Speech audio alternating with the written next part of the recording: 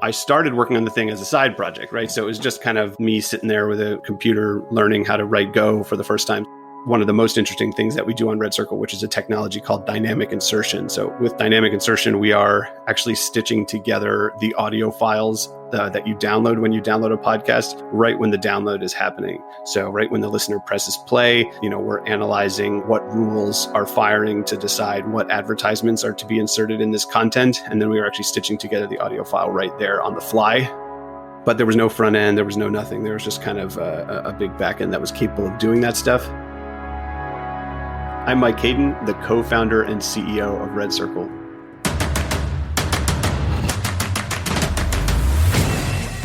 This is Code Story, a podcast bringing you interviews with tech visionaries who share in the critical moments of what it takes to change an industry and build and lead a team that has your back. I'm your host, Noah Laphart, and today how Mike Kadin went from teaching physics in high school to creating a platform to help podcasters get paid. All this and more on Code Story.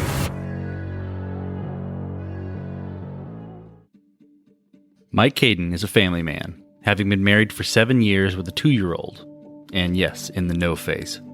He studied electrical engineering, specifically chip design and computer architecture, obtaining a dual degree in EE and education. He's a musician, singing in acapella groups, playing the drums, piano, guitar, and is a polished beatboxer, having been practicing regularly over the years. Mike started his career as a high school physics and math teacher. During this time, he learned a lot about managing a bunch of kids in a class and catering to different types of personalities. It was at this time he found himself trying to find a way to write code to make his classroom work better. In the winter of 2017, Mike was working at Uber, leading the communications platform team.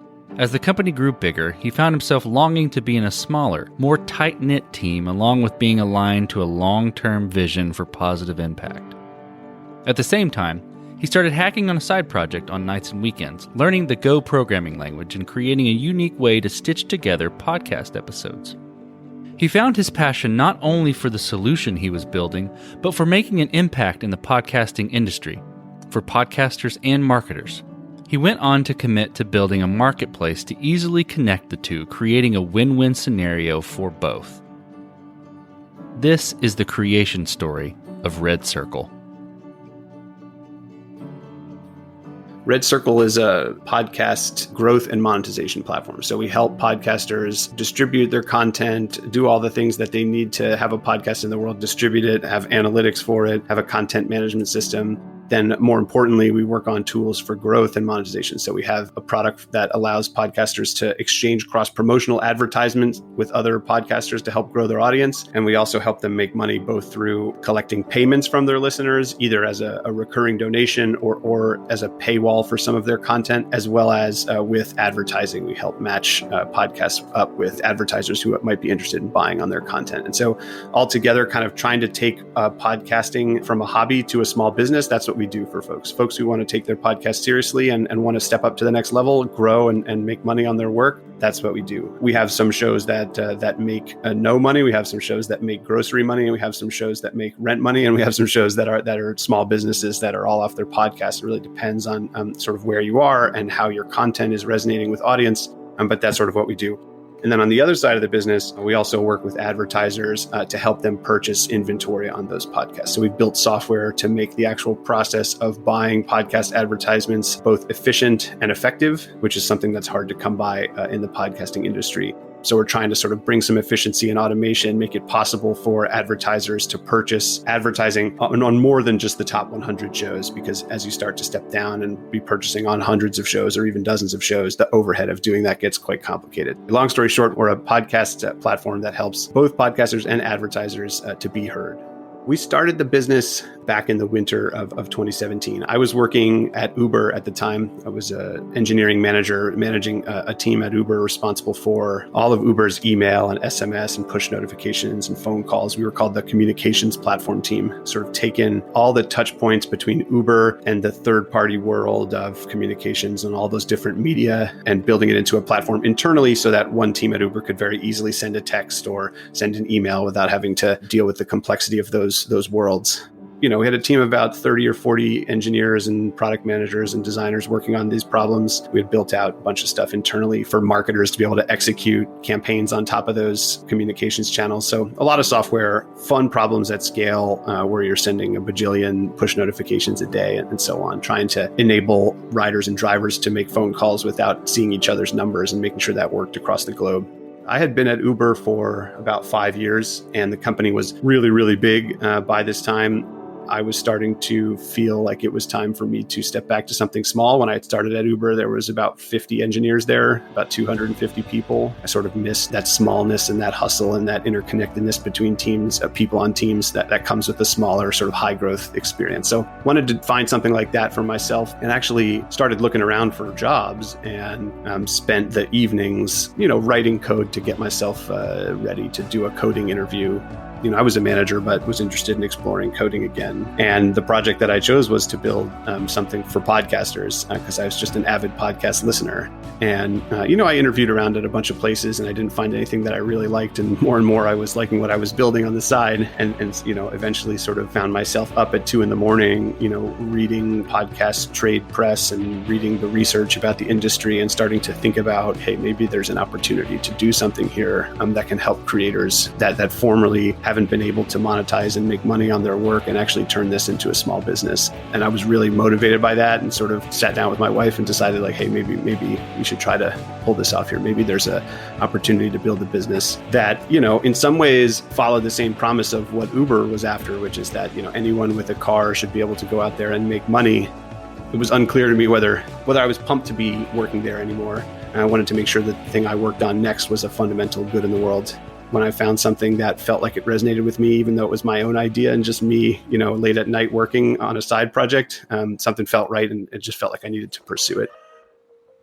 Let's dive into the MVP a little bit. Tell me about the first product you built. How long did it take you to build and what sort of tools did you use to bring it to life?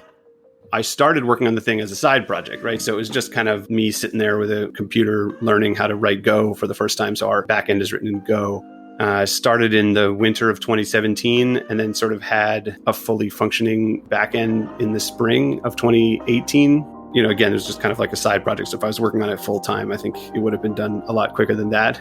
And that was just a backend that had, everything you need to create and manage a podcast, as well as one of the most interesting things that we do on RedCircle, which is a technology called dynamic insertion. So with dynamic insertion, we are actually stitching together the audio files that you download when you download a podcast right when the download is happening.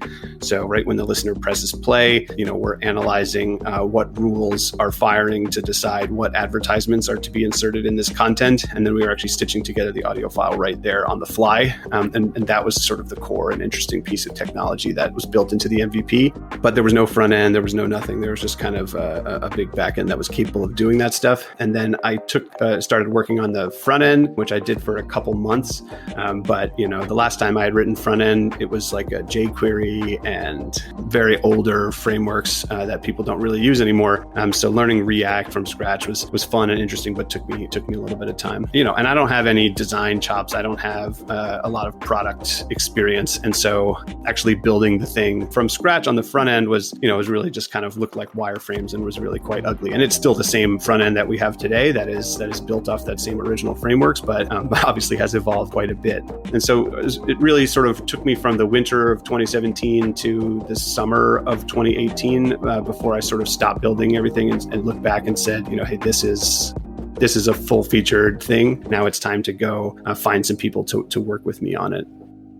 So when you're building that MVP, you have to make certain decisions and trade-offs, right? Like, I'm going to build this now, or I'm going to build it this way because it's faster versus how I want to build it.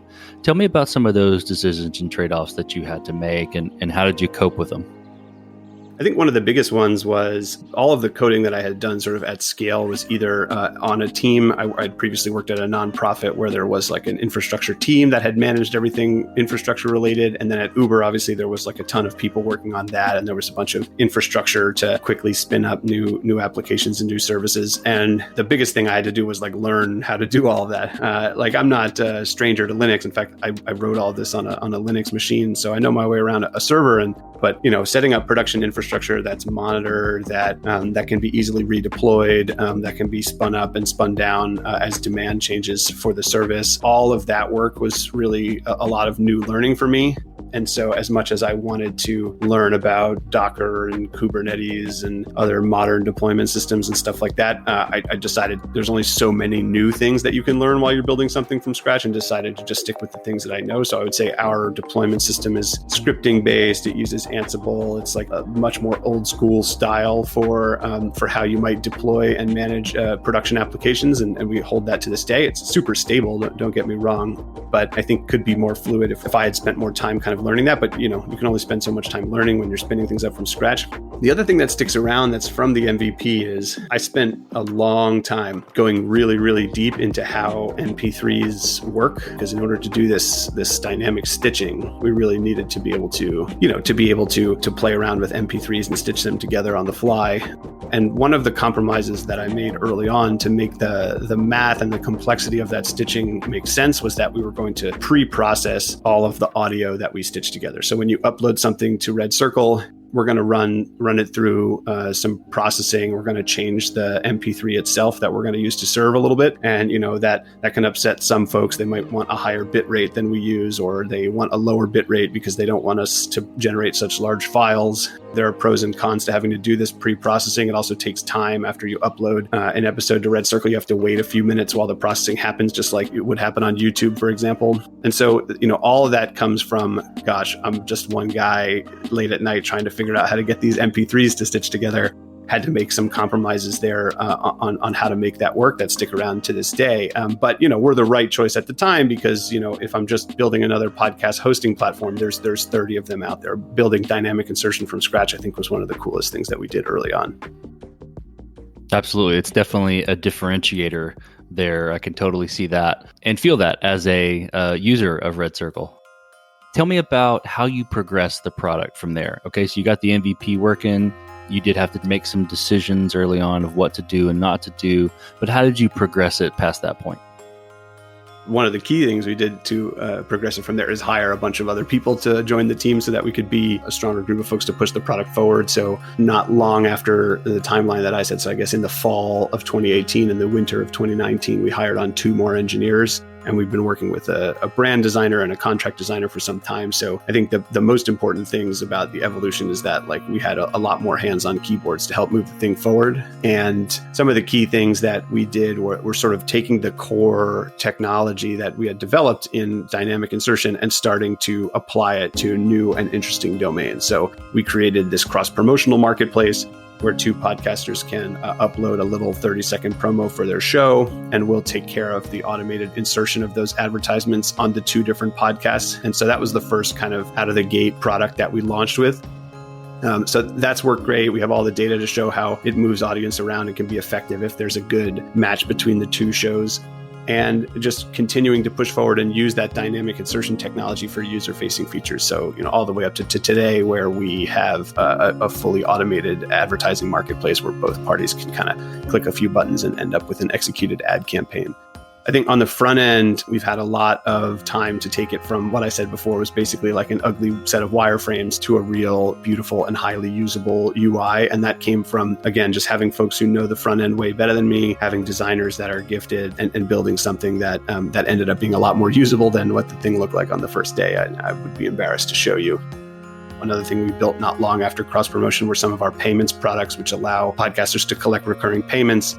We know we needed to work on paying out podcasters for advertising, which was our eventual goal to build. And so we started working with Stripe. We started figuring out how are we going to configure things so that podcasters can connect their bank accounts and get paid out. So all of these were kind of steps that we were taking towards the dynamic advertising marketplace that we're running today. To get there was really about strapping on additional products that were using our core features of dynamic insertion, moving the money around, and podcast hosting, and starting to expand on those as we move closer to what we were actually trying to build. This episode is sponsored by Vanta. You're a startup founder. Finding product market fit is probably your number one priority. But to land bigger customers, you also need security compliance. And obtaining your SOC 2 or ISO 27001 certification can open those big doors. But they take time and energy pulling you away from building and shipping. And that's where Vanta comes in. Vanta is the all-in-one compliance solution helping startups like yours get audit ready and build a strong security foundation quickly and painlessly. How, you ask? Vanta automates the manual security tasks that slow you down, helping you streamline your audit. And the platform connects you with trusted VCSOs to build your program, auditors to get you through audits quickly, and a marketplace for essentials like pen testing. Join over 8,000 companies, including many Y Combinator and Techstars startups who trust Vanta. Simplify compliance and get $1,000 off at vanta.com/codestory. That's VANTA.com/codestory. This episode is sponsored by Kinsta. Between juggling client meetings, managing your website, and keeping up with everyday tasks, who has the time to stress out about website security? Well, with Kinsta, the technical stuff is taken care of, so you can focus on what you do best. Kinsta provides managed hosting for WordPress, offering lightning-fast load times, top-tier security, and unmatched human-only customer support. Whether you're a business owner, web developer, or running a digital agency, Kinsta makes managing your website easy and efficient. Kinsta provides enterprise-grade security, being one of the few hosting providers for WordPress with SOC 2 and other certifications, guaranteeing the highest level of security for your website. Thanks to their unlimited free expert-led migrations, Kinsta ensures a smooth transition for you from other hosting providers. Customers have reported 200% faster load times post-migration to their platform. What I find cool about Kinsta is their fast and reliable customer service and premium features that are included at no extra cost. Ready to experience Kinsta's hosting for yourself? Get your first month free when you sign up at kinsta.com today. That's KINSTA.com. A lot of this is in the answer you just gave, but how did you go about building your roadmap? What's the next most important thing to build in your roadmap, and what helped you decide that? There's a lot of literature to read about what is essentially a marketplace business. RedCircle is essentially a marketplace business because we have podcasters on one side, they're offering up their supply of advertising, and then we have demand on the other side and the advertisers who are looking to buy. And there's a lot of literature that you can read about marketplace businesses, and one of the key things that you need to figure out to get them off the ground is how to solve the so-called chicken and egg problem, where you're not going to have any advertisers interested in buying your content unless you have enough content to make them interested, and you're not going to have any podcasters who want to use your platform if nobody's making any money through advertising. And so this is a classic chicken and egg problem. At Uber, the way they solved this was by paying the drivers hourly when they launched in a new city. So in the beginning, Uber just made hourly guarantees to drivers before the app was popular in a new city. They would just make sure the drivers were getting paid so that the cars were always out there until enough demand was appearing and the market would kind of get kicked off the ground. And in many ways, what RedCircle did was something very similar, which is, we had all these tools for podcasters to be able to distribute and do analytics and all the things that you get from a podcast hosting company. And we decided that we would just give that away for free. For many podcasters, that was enticing. Instead of paying $20 a month for podcast hosting, they could come and host with us for free and take advantage of some of the tools that we give with dynamic insertion. And so that was kind of how we got over the hump. And then a lot of the roadmap was just inspired by the first year of the business. Wasn't really about helping podcasters make money through advertising. It was really about bringing on enough podcasters such that we would have enough inventory so that advertisers would be interested. And so that was about building more and more features for podcasters and giving them away for free to entice them onto the platform. And so that was kind of how the roadmap came to exist. First, it was like, all right, let's do hosting. Let's help our shows grow. Let's do payments products so that we can help some podcasters make money before the advertisers are ready to be here.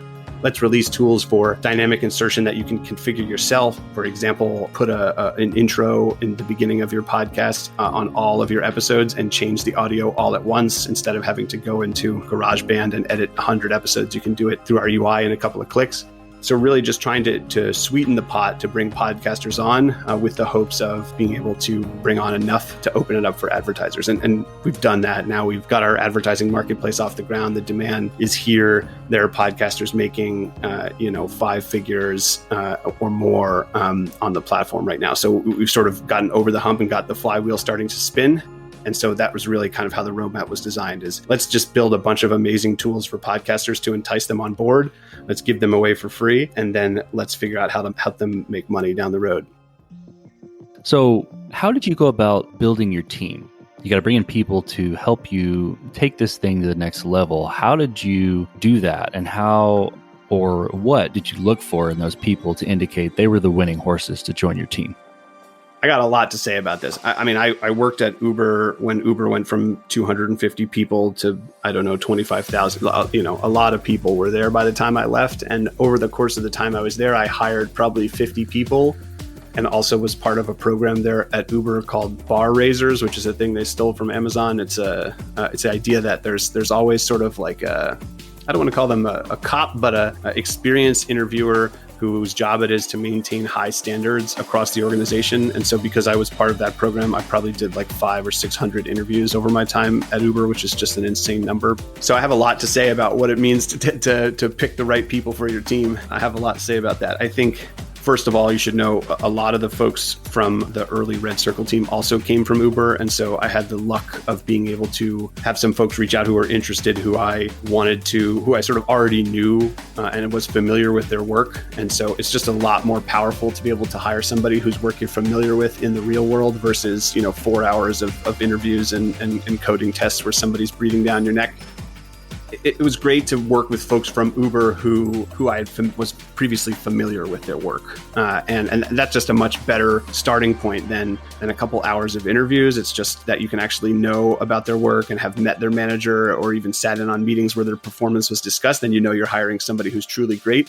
But, the other thing is when you're working at a startup, when we're hiring the first couple of people, these are absolutely critical hires for the future success of your business, not just because of their sort of how well can they code, how well can they build, but also sort of the team is small. If you have one bad apple there in terms of culture, you can be in a really tough spot in the beginning. And so we were very diligent about hanging out with people, getting to know them, getting a feel for what it would be like to work together so that we were sure we were hiring the right people. In my view, that latter category, people sometimes call soft skills, which I think is a bogus name, but you get the idea. That category, especially in the early stage, is just as important as somebody's technical skills. I think that's super important. The other thing is that we were careful about and really thought about was trying to maintain a gender balance as much as possible and look for other forms of diversity too. And if you take a look at the RedCircle team and how it stands today, there's 11 of us. We all look very different. We all talk very different. We did a good job of making sure that it wasn't just a bunch of people that look and sound like me, which is cool and was important. And I think, there are like moral reasons to want to have a diverse team, but more importantly, the research and the literature out there is very clear that diverse teams just make better decisions. When you have more diverse ideas generated from more diverse backgrounds, you're going to end up with better decisions getting made. So let's talk about scalability. So did you build this to be able to scale efficiently from day one, or was this something you were fighting kind of as you grew? Yeah, we haven't struggled with scalability too much. And I think there's a couple reasons for that. One is we learned a lot of lessons from our time at Uber, and I personally learned a lot of lessons there. Whereas at a startup, you should make trade-offs. You don't need to set everything up to scale for forever. But on the other hand, I've been in the horror shows of what happens if you pay no attention. And so we did put some time into making sure we were ready to do that from the start. And there's a couple key decisions that we did for that to be possible. So one is, different from a lot of other podcasting companies, our application is actually serving these audio files because we're stitching together the content on the fly. So instead of just a CDN serving a static file, we're actually stitching these byte for byte together as the file flies out. If you're doing that in a slow language on a slow machine, you're going to run into performance problems, I think, pretty quickly. And so we were sort of, I think, smart in having the backend being written in a high performance language like Go, as opposed to an interpreted language that's going to do that much slower.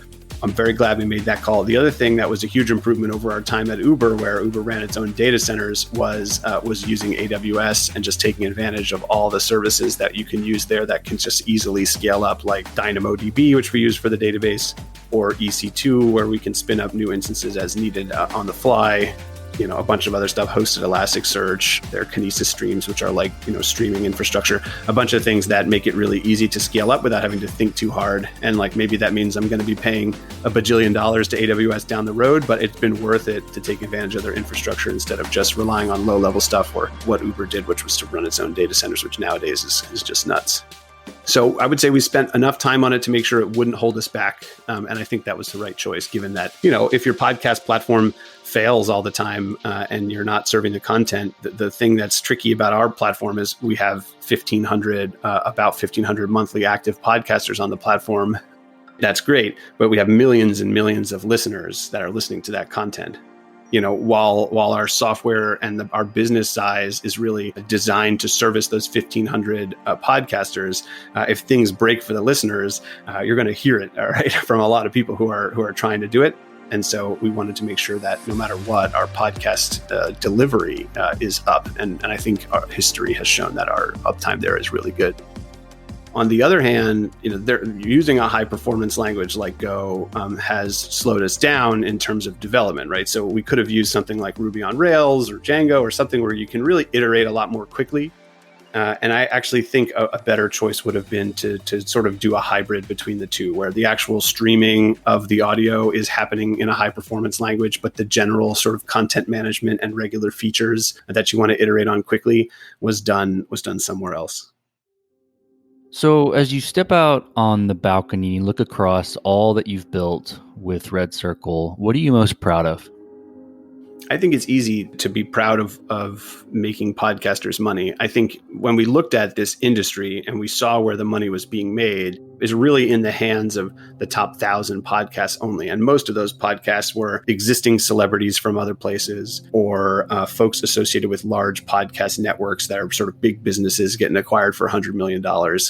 What we saw when we looked at the data is that we believe there is a ton, half or more of the engagement is actually happening on podcasts that sit in the middle of the market, that have between 1,000 and 50 to 100,000 listeners. And those podcasts are very underserved by the current state of monetization in podcasting today. And so when I look around at the podcasts that are making tens of thousands of dollars since we started working with ads, or the podcasts that are making tens of thousands of dollars by putting up paywalls in front of their content using RedCircle, you can be super proud that these folks who basically weren't making much money before on this content all of a sudden are getting their rent paid or more from their work, and sort of taking what was maybe a hobby or a small source of income for them and turning it into something big and powerful in their lives is really amazing. We've had a couple of folks reach out to us in search of advertising revenue since the pandemic has hit, where folks have lost their jobs or they work a sort of gig worker life. And so some of their gigs have dropped out. And so they're looking to make more. And so when we can help people make ends meet or not have to worry about making ends meet, that's just something that makes me feel really proud about the work that we've done. And then on top of that, separate from the money part, because we offer up the podcasting services for free, we have a number of podcasters who, are too small to make money for now, but have had the opportunity to get their voice heard simply because our platform exists. So we have school classrooms that are publishing content. We have folks who have told us that this is their first time ever kind of producing something and publishing it out to the world. That's just an amazing feeling to give people voice for the first time. So it's easy to be proud of connecting with so many creators and helping them to get themselves out there. So let's flip the script a little bit. Tell me about a mistake you made and how you and your team responded to it. One of the products that we released, we decided that my co-founder, who is a product manager by training, was going to work on sort of non-product and engineering work for a minute and work on growth. And I was going to work as the product manager on a product and sort of wing it without a designer and just kind of figure it out. My opinion on product managers has really evolved over the course of my career as an engineer, and it has never been more appreciative of the work of what a product manager does than when I tried to do it and did such a bad job.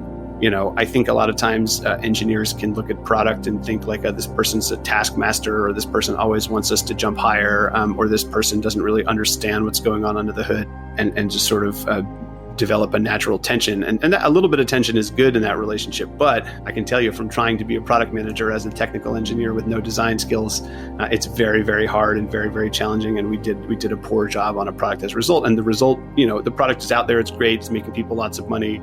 But the result is that it took a lot longer, believe it or not, than it should have. And it was missing pieces because I didn't think through edge cases. I didn't think all the way through all the ways that people might use the product. I didn't do user research, so people were confused by certain items that we had to go back and revise. It's just important to thank your product manager and to make sure that you're doing the work and not just firing from the hip when making product decisions. Otherwise, it's going to end up taking you longer while you go back in time and fix bugs or product problems that could have been anticipated with the product work up front. Absolutely. That's great stuff. We need to set up a national holiday for Thank Your Product Manager Day. Definitely. From all the engineers. So what does the future look like for RedCircle, the product, and for your team? Right now, we're very focused on getting podcasters paid. It's been a long run of let's get podcasters on board so that we can get them paid. And now it's very focused on let's get podcasters paid. Obviously, RedCircle has a revenue share as a part of getting podcasters paid. So we have an interest in there so we can continue to grow our business and help more podcasters get paid. So that's what our main focus is. And what that means is a lot of our technology focus is focused on making more and more attractive technology for advertisers. Because that's going to bring more liquidity to the marketplace. So what are the kinds of things that advertisers really want are very sort of specific features to the way that they buy. So for example, RedCircle right now uses dynamic insertion for the advertising. Some advertisers really want to buy, I want to buy an episode that drops in this week, and I want only that episode and nothing else. Or I want an episode in these 3 weeks and those episodes and nothing else. And despite the fact that we can stitch their ad into any episode, they really want to buy on specific ones. So we have new features coming out that are going to help advertisers to be able to do that. We have new features coming out that are going to help advertisers to be able to negotiate on rates, because advertisers want to, see if they can get a 20% discount. Podcasters don't want to make it 10, and then everybody's happy because the deal gets done. So really just trying to look for ways to make it easier for the advertisers to accomplish their goals so that all the podcasters can get paid is very much our focus for a minute here. And then the other thing is advertising right now in podcasting is mostly folks with pretty large budgets, maybe not large budgets in, like a Pepsi size budget, but large budgets relative to some of these smaller and mid-sized podcasts that we work with. A lot of those smaller or mid-sized advertisers can't access podcasting without dedicating a ton of time and emails and spreadsheets to be able to running these campaigns by hand. And they're too small to hire an agency to do it on their behalf because the agency is not going to make enough money to make it worth their while either.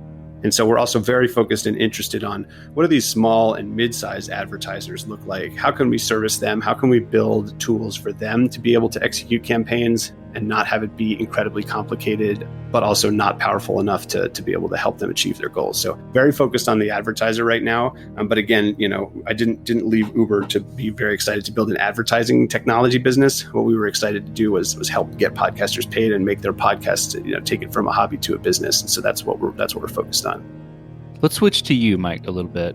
Who influences the way that you work? I'm going to name a CEO, CTO, architect, really any person. Name a person you look up to and why.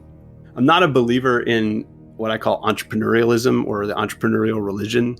I think that businesses are started by sort of real people every day that have families and hobbies and are not sort of spending their days asleep on the floor of their office like Edison. I don't think you have to be some kind of incredible hustler who doesn't do anything but their work in order to be successful in this world. And if you are that, are you really successful in this world?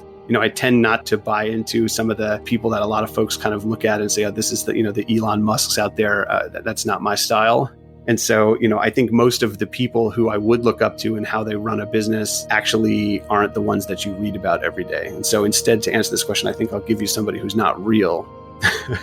I'm a nerd. I like Star Trek. I think Jean-Luc Picard is a good example of somebody to look up to in terms of leadership. Everything he does from a leadership perspective is what real leaders should follow. Certainly hardworking, but also, listens to his team when there's tough decisions to be made, takes in all sides, shows humility. There's just a ton that's there to show you how good leadership is done, where you're building deep relationships with the people that work with you so that they'll follow you into anything, but trying to maintain your morals along the way. There's a lot to learn from him, and I'd encourage folks not familiar with Star Trek: The Next Generation to give it a watch.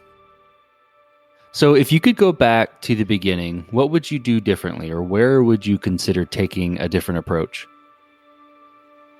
using something like Rails for the business logic, I think that would have been something that would have been a smart choice early on. I think that another piece that would have been a good move for us early was to build our products with a little bit more automation and a little bit less customization. I would say our software has a good number of bells and whistles and lots of little knobs. And most people just want to click a button and be done with it. And, that's always a balance in any software as to like how much customization you want to have versus ease of use. But I think we may have gone a little bit down the customization angle a little too far. I'll give you an example. So like right now, if you want to run a cross promotion on RedCircle, you get into a cross promotion with another podcast. You get a little chat window where the two of you can chat back and forth, and then you both configure your side of the cross promotion campaign, and both parties kind of click a button to say accept once they like the deal in the state that it's in, and then it runs. I think what probably would have worked better is something that was a lot more sort of automated, where, we would match you up with somebody else based on what we know about the two audiences, kind of walk everybody through it, as opposed to giving like an open chat window where everybody can interact and learn from each other. It just kind of creates more friction instead of actually getting the deal done. And so I think going back, we probably should have taken, a more opinionated stance on how the software should be used, as opposed to just giving a bunch of knobs and whistles. So you're getting on a plane and you're sitting next to a young entrepreneur who has built the next big thing. They're jazzed about it. They can't wait to show it off to the world. They can't wait to show it to you. And they think it's really going to be a game changer. What advice do you give that person having gone down this road a bit? I think you're going to get a different answer from me than you might get from other people on this one. So it gets back to this kind of entrepreneurialism that I was talking about before, where I think a lot of people worship the entrepreneur, but they forget that there's a selection bias in the people that you see who succeed. There's a lot of folks who don't. The entrepreneurial journey, this is not the first company I've tried to start. I had other ideas in the past that didn't get off the ground long ago. A lot of times it doesn't work out. In this case, it's working out great for me, but sometimes it doesn't work out. I think a lot of things to pay attention to also is that, it's not all guts and glory. A lot of what's made us successful is taking things that should be done by technology and managing them by hand. For a long time before we had an automated marketplace for advertising, we were doing a lot of ad deals by hand. And doing that stuff is really just kind of a grind, right? So be ready to grind, I think, is one of the first things that you should say. And it's not all glorious while you're doing it. And then I think the other thing is that people, because of that entrepreneurial religion, I think people get caught up in the hustle, in the hype, and in the growth itself, instead of focusing on their customers, their product, its growth, details.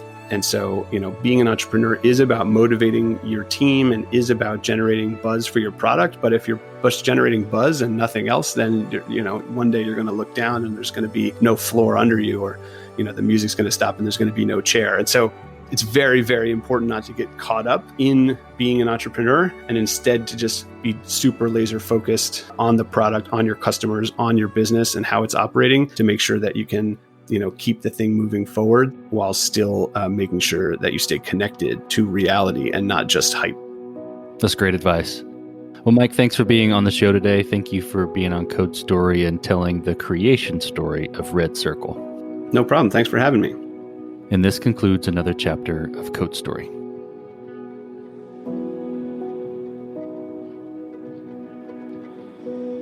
Code Story is hosted and produced by Noah Labhart. Be sure to subscribe on Apple Podcasts, Spotify, or the podcasting app of your choice. Support the show on patreon.com/codestory for just $5 to $10 a month. And when you get a chance, leave us a review. Both things help us out tremendously. And thanks again for listening.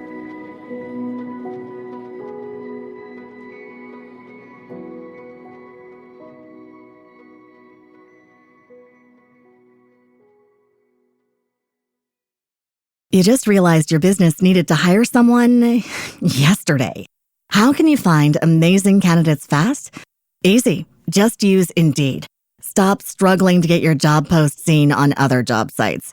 With Indeed sponsored jobs, your post jumps to the top of the page for your relevant candidates, so you can reach the people you want faster. According to Indeed data, sponsored jobs posted directly on Indeed have 45% more applications than non-sponsored jobs. Don't wait any longer. Speed up your hiring right now with Indeed. And listeners of this show will get a $75 sponsored job credit to get your jobs more visibility at Indeed.com/PODKATZ13. Just go to Indeed.com/PODKATZ13 right now and support our show by saying you heard about Indeed on this podcast. Terms and conditions apply. Hiring? Indeed is all you need.